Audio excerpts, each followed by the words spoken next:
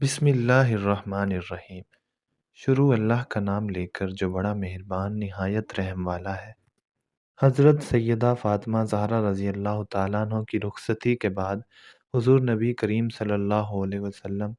حضرت سیدنا علی مرتضیٰ رضی اللہ تعالیٰ عنہ کے گھر تشریف لے گئے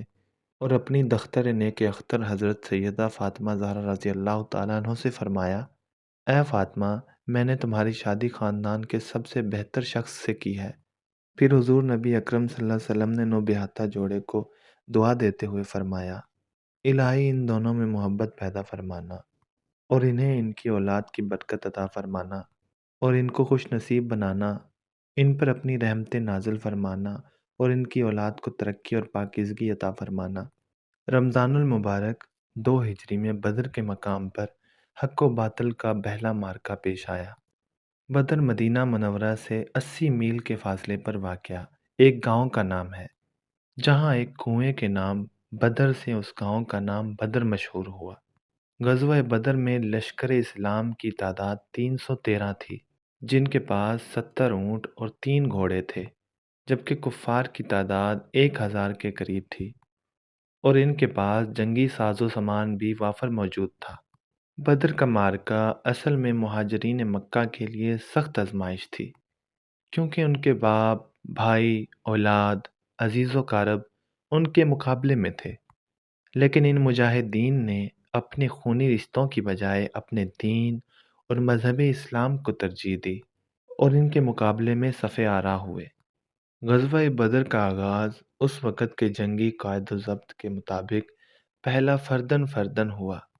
میدان جنگ میں کفار کی جانب سے عتبہ بن ربیعہ اپنے بھائی شبیہ اور بیٹے ولید کے ساتھ میدان جنگ میں اترا۔ ان تینوں سے مقابلے کے لیے حضور نبی اکرم صلی اللہ علیہ وسلم نے 3 انصاری نوجوانوں کو میدان جنگ میں اتارا۔ عتبہ نے جب ان انصاریوں کو دیکھا تو اس نے للکار کر حضور نبی اکرم صلی اللہ علیہ وسلم سے کہا کہ آپ صلی اللہ علیہ وسلم ہمارے مقابلے میں ہمارے بھائیوں، چچا زاد بھائیوں کو میدان جنگ میں بھیجیں، جس پر حضور نبی اکرم صلی اللہ علیہ وسلم نے ان 3 انصاری نوجوانوں کو واپس بلایا اور حضرت سیدنا امیر حمزہ، حضرت سیدنا علی اور حضرت عبیدہ بن حارث کو میدان جنگ میں بھیجا۔ حضرت عبیدہ بن حارث رضی اللہ تعالیٰ عنہ اس وقت ضعیف تھے اور ان کی عمر اس وقت تقریباً 80 برس تھی، لیکن آپ رضی اللہ تعالیٰ عنہ جذبہ جہاد سے سرشار تھے۔ حضرت عبیدہ بن حارث رضی اللہ تعالیٰ عنہ کا مقابلہ عتبہ سے ہوا۔ حضرت سیدنا علی مرتضیٰ رضی اللہ تعالیٰ عنہ کا مقابلہ ولید سے ہوا اور حضرت سیدنا امیر حمزہ رضی اللہ تعالیٰ عنہ کا مقابلہ شیبہ سے ہوا۔ حضرت سیدنا امیر حمزہ رضی اللہ تعالیٰ عنہ اور حضرت سیدنا علی مرتضیٰ رضی اللہ تعالیٰ عنہ نے ایک ہی وار میں اپنے مد مقابل کی گردنیں اڑا دیں۔